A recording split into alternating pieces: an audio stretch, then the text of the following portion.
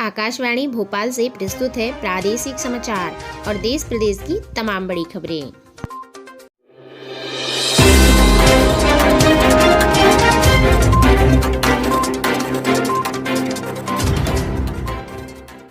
नमस्कार, समाचारों के साथ मेरे रजनी आप सभी का बहुत बहुत स्वागत करती हूँ। बात करते हैं आज के मुख्य हेडलाइंस की।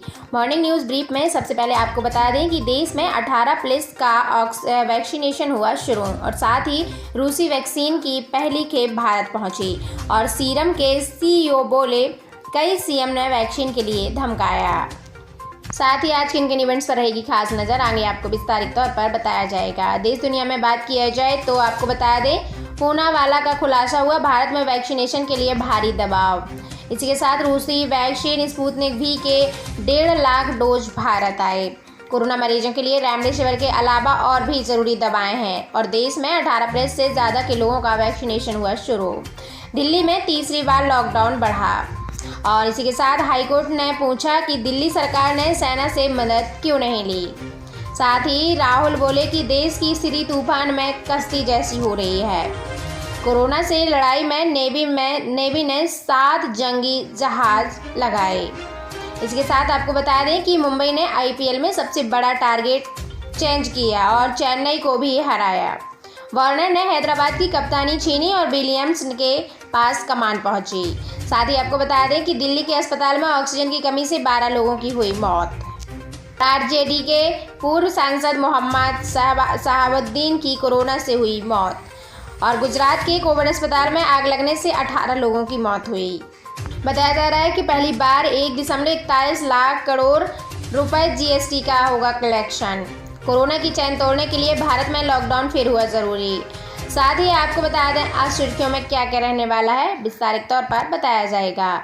2 मई आ गई है और ममता बनर्जी क्या चुनाव जीतेंगी और पश्चिम बंगाल में और असम समेत 5 राज्यों में किसकी बनेगी सरकार, फैसला आज होगा। आगे आपको न्यूज़ ताज़ा रिपोर्ट बताएंगे।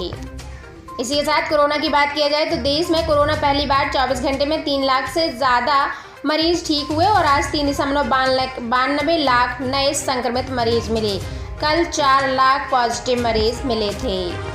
कोरोना काल में मध्य प्रदेश के गांवों से खास रिपोर्ट आ रही है, आगे आपको बताएंगे। इसी के साथ आपको बता दें कि मध्य प्रदेश में 12,379 नए केस सामने आए और 103 लोगों की मौत हुई और साथ ही आपको बता दें कि मध्य प्रदेश के दमोह में भी उपचुनाव के नतीजे आज घोषित होंगे। दिल्ली सरकार का केंद्र सरकार पर हमला, आपको बता दें CM ने कहा कि केंद्र हमें ऑक्सीजन दे, हम 24 घंटे में कर देंगे 9,000 अतिरिक्त ऑक्सीजन बेड का निर्माण। मध्य प्रदेश के ग्वालियर में संक्रमित मरीजों का आंकड़ा 42,000 के पार हुआ। साथ ही आपको बता दें कि बंगाल में किसकी होगी आशंका, 5 राज्यों में आएंगे आज चुनाव के परिणाम। हर एक अपडेट आपको विस्तारित तौर पर बताएंगे। और इस बार की मतगणना के दिन TV पर चुनावी डिबेट में शामिल नहीं होगी कांग्रेस। मध्य प्रदेश में सामने आए कोरोना वायरस के 12,379 नए मामले, 102 लोगों की हुई मौत। अब समाचार विस्तार से। सबसे पहले आपको बताते हैं आज किन किन इवेंट्स पर रहेगी खास नज़र। तो 5 राज्यों के विधानसभा चुनाव और उत्तर प्रदेश में हुए पंचायत चुनाव के नतीजे आ जाएंगे। और देश विदेश में बात किया जाए तो पूनावाला का खुलासा, भारत में वैक्सीन के लिए भारी दबाव। भारत में कोविशील्ड वैक्सीन बना रही company serum institute of India के CEO आधार पूनावाला को धमकी भरे कॉल आ रहे हैं। पूनावाला ने लंदन में टाइम्स UK को इंटरव्यू में आरोप लगाया है कि भारत के शक्तिशाली नेता, मुख्यमंत्री, बिजनेसमैन उन्हें फ़ोन पर धमका रहे हैं। सभी वैक्सीन की सप्लाई तुरंत करने की मांग कर रहे हैं। उन्होंने कहा है कि वैक्सीन सप्लाई को लेकर मुझ पर भारी दबाव डाला जा रहा है। और वहीं रूसी वैक्सीन स्पुतनिक V के 1.5 लाख डोज भारत आए। आपको बता दें रूसी वैक्सीन स्पुतनिक V की पहली खेप शनिवार को भारत आ गई। इसे लेकर आए एक विमान ने हैदराबाद में लैंड किया और देश में अचानक आई वैक्सीन की कमी को देखते हुए भारत सरकार ने इसे मंजूरी दे दी थी। आपको बता दें देश में इस वैक्सीन का प्रोडक्शन कर रहे डॉक्टर रेड्डीज लैब के CEO यानी कि API एंड सर्विसेज दीपक सप्रा ने बताया है कि DCGI की मंजूरी के बाद हमें 1.5 लाख डोज का पहला शिपमेंट मिल गया। लोगों को यह वैक्सीन कुछ हफ्तों में मिलने लगेगी। साथ ही कोरोना मरीजों के लिए रेमडेसिविर के अलावा और भी जरूरी दवाएं। आपको बता दें, कोरोना वायरस की दूसरी लहर और भी ज्यादा खतरनाक होती जा रही है। वायरस को रोकने के लिए कोई दवा नहीं होने की वजह से डॉक्टर भी बहुत सारी दवाएं और थेरेपी आजमा रहे हैं, पर लोगों को लग रहा है कि रेमडेसिविर कोई जादुई दवा है जिससे कोरोना ठीक हो जाएगा।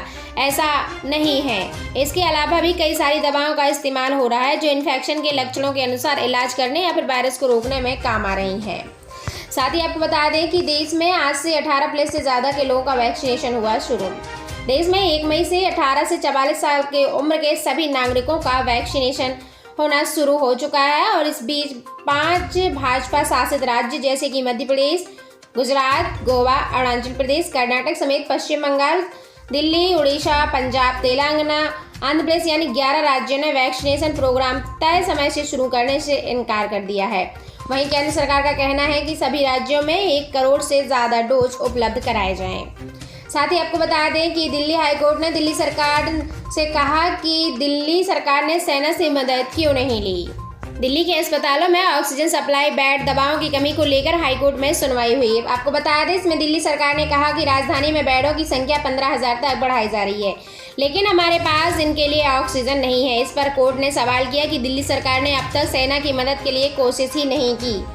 साथ ही आपको बता दें कि राहुल बोले, देश की स्थिति तूफान में कश्ती जैसी हो रही है। देश भर में कोरोना संक्रमण से बिगड़ते हालात के बीच शनिवार को कांग्रेस सांसद राहुल गांधी ने एक बार फिर केंद्र सरकार और प्रधानमंत्री नरेंद्र मोदी जी पर हमला बोला।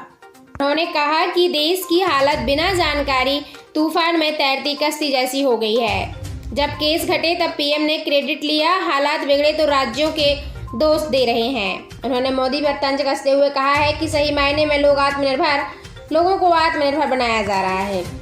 इसी बीच आपको बता दें, कोरोना से लड़ाई में नेवी ने 7 जंगी जहाज लगाए। आपको बता दें, आर्मी एयरफोर्स के बाद अब नेवी ने भी विदेशों से ऑक्सीजन और मेडिकल सप्लाई लाने के लिए ऑपरेशन समुद्र सेतु 2 लॉन्च किया है। इसके तहत इंडियन नेवी 7 जहाज कोलकाता, कोची, तवर, त्रिकंद, जलाश्र और ऐरावत को कई देशों से मेडिकल ऑक्सीजन से भरे क्रायोजेनिक कंटेनर्स और मेडिकल इक्विपमेंट लाने के लिए भी तैनात किया है। वहीं मुंबई में आईपीएल में सबसे बड़ा टारगेट चेंज किया गया। आपको बता दें, चेन्नई को हराया। आईपीएल 2021 में मुंबई इंडियंस ने चेन्नई पर सुपर किंग्स को 4 विकेट से हरा दिया है। पहले बैटिंग करते हुए चेन्नई सुपर किंग्स ने 20 ओवर में 4 विकेट पर 218 रन बनाए। जवाब में मुंबई ने 6 विकेट गंवाकर 219 रन बनाकर मैच जीत लिया है। यह मुंबई का टारगेट चेंज करते हुए सबसे बड़ी जीत है। साथ ही आपको बता दें कि दिल्ली के अस्पताल में ऑक्सीजन की कमी से 12 लोगों की हुई मौत। दिल्ली के बत्रा अस्पताल में ऑक्सीजन खत्म होने की वजह से 12 कोरोना मरीजों की जान गंवानी पड़ी।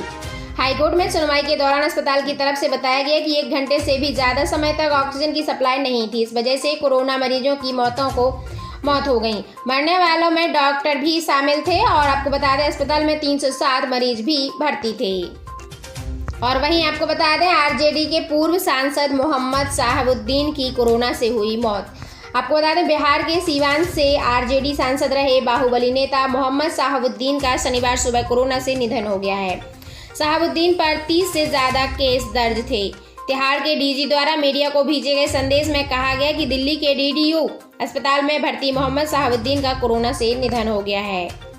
और वहीं गुजरात के कोविड अस्पताल में आग लगने से 18 लोगों की हुई मौत। आपको बता दें, गुजरात में बहारुच पटेल के बेलफेयर कोविड अस्पताल में शुक्रवार रात भीषण आग लग गई और हादसे में 18 लोगों की मौत हो गई। इनमें से 16 मरीज थे और 2 स्टाफ नर्स भी शामिल थीं। इस 4 मंजिला अस्पताल में 50 मरीज और ज़्यादा भर्ती थे। सभी को सिविल अस्पताल, सेवाश्रम अस्पताल और जम्बूसर अल महमूद अस्पतालों में शिफ्ट कर दिया गया है। और साथ ही आपको बता दें, कोरोना की चेन को तोड़ने के लिए भारत में फिर लॉकडाउन हुआ जरूरी। भारत में दूसरी लहर के बढ़ते प्रकोप को रोकने के लिए और कोरोना की चेन को तोड़ने के लिए कुछ हफ्तों का लॉकडाउन लगाना होगा। यह सुझाव अमेरिका के एपिडेमोलॉजिस्ट एंथोनी फॉसी ने अंग्रेजी अखबार को एक इंटरव्यू में दिया है। उन्होंने कहा है कि भारत में दूसरी लहर थमने का नाम ही नहीं ले रही है या थमती हुई नजर नहीं आ रही है। इसके अलावा उन्होंने ऑक्सीजन सप्लाई, मेडिकेशन और पीपीएफ किट के उत्पादन पर भी ज़्यादा से ज़्यादा जोर देने के लिए कहा। साथ ही आपको बता दें कि आज सुर्खियों में क्या क्या रहने वाला है। तो केंद्र सरकार ने ऑक्सीजन कॉन्सेंट्रेटर्स पर जीएसटी 28% से घटाकर 12% कर थोड़ी सी राहत दी है। यह कटौती 30 जून 2021 तक लागू रहेगी। और देश भर में शनिवार को कोरोना के 3.86 लाख से ज़्यादा केस सामने आए और इस दौरान 3 लाख लोग रिकवर होकर घर भी पहुंचे। 3514 लोगों ने दम तोड़ दिया। साथ ही आपको बता दें आज 2 मई आ गई है और आज पश्चिम बंगाल समेत 5 राज्यों का चुनावी परिणाम घोषित किया जाएगा। कोरोना रिपोर्ट के मामले के बीच 62 दिन चली चुनावी प्रक्रिया के बाद आखिरकार आज पश्चिम बंगाल, असम, तमिलनाडु, केरल, पांडिचेरी के चुनाव नतीजे सामने आने वाले हैं। 5 राज्यों में सबसे ज्यादा नजरें पश्चिम बंगाल पर टिकी हुई हैं क्योंकि इस बार ममता बनर्जी की तृणमूल कांग्रेस को लेफ्ट और कांग्रेस से नहीं बल्कि भाजपा से सीधी टक्कर मिली है, तो इसलिए बेसब्री से इंतजार हो रहा है। आपको बता दें बंगाल में कुल सीटें 294 थी, वोटिंग हुई 292 पर, बहुमत मिले 148, 292 सीटों के लिहाज से 147।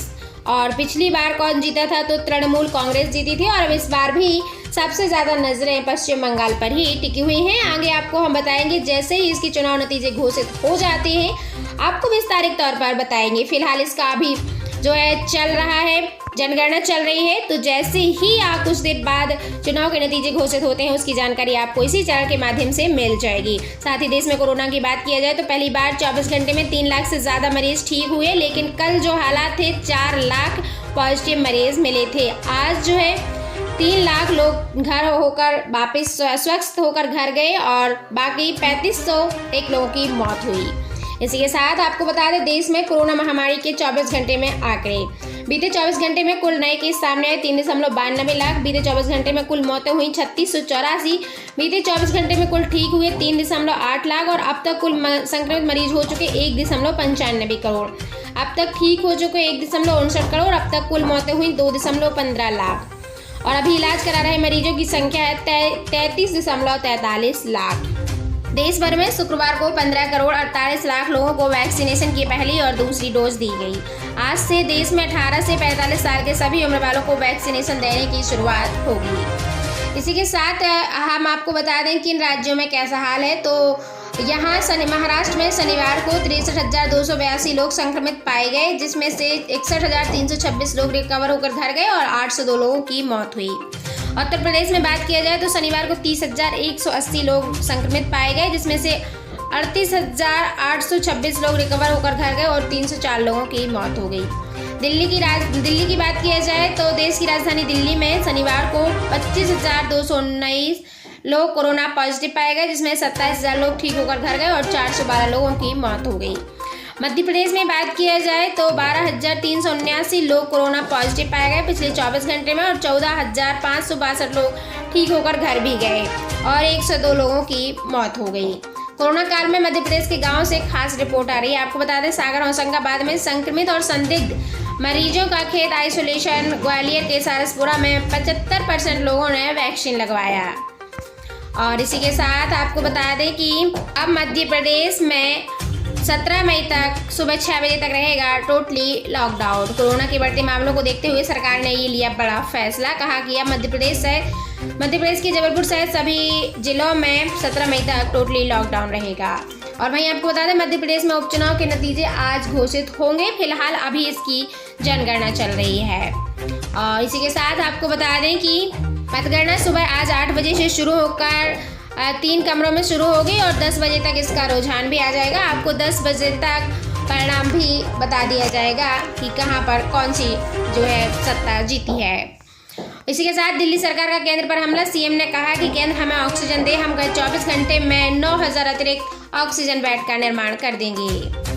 और इसी के साथ आपको बता दें कि कोरोना संक्रमित में हुए 42,000 के पार ग्वालियर में शनिवार को 1072 नए संक्रमित मरीज मिले और 43 लोगों की मौत हुई। साथ ही बंगाल और उत्तर प्रदेश के लोगों को महाराष्ट्र में एंट्री के लिए RT-PCR नेगेटिव रिपोर्ट अब होगी ज़रूरी। मतगणना के दिन यानी कि आज टीवी पर चुनावी डिबेट में शामिल नहीं होगी कांग्रेस। और मध्य प्रदेश में सामने आए कोरोना वायरस के 12,379 नए मामले और 102 लोगों की हुई मौत। गुजरात में भी 13,847 नए मामले सामने आए, 172 लोगों की हुई मौत। साथ ही भारत की मदद के लिए जर्मनी ने अपने सेना को उतारा, ऑक्सीजन प्लांट लगा, बचाएंगे मरीजों की अब जिंदगी। राजस्थान में भी कोरोना के नए मामले सामने आए, 17,652 और 160 लोगों की हुई मौत। चुनाव आयोग का आदेश हुआ जारी, काउंटिंग हॉल में RT-PCR टेस्ट और वैक्सीन वालों को ही मिलेगी एंट्री। साथ ही दोस्तों मध्य प्रदेश, देश प्रदेश से जुड़ी हुई तमाम जानकारियों को अपने तक सबसे पहले पाने के लिए आप इस चैनल पर विजिट करें, चैनल को सब्सक्राइब करें। Thank you so much.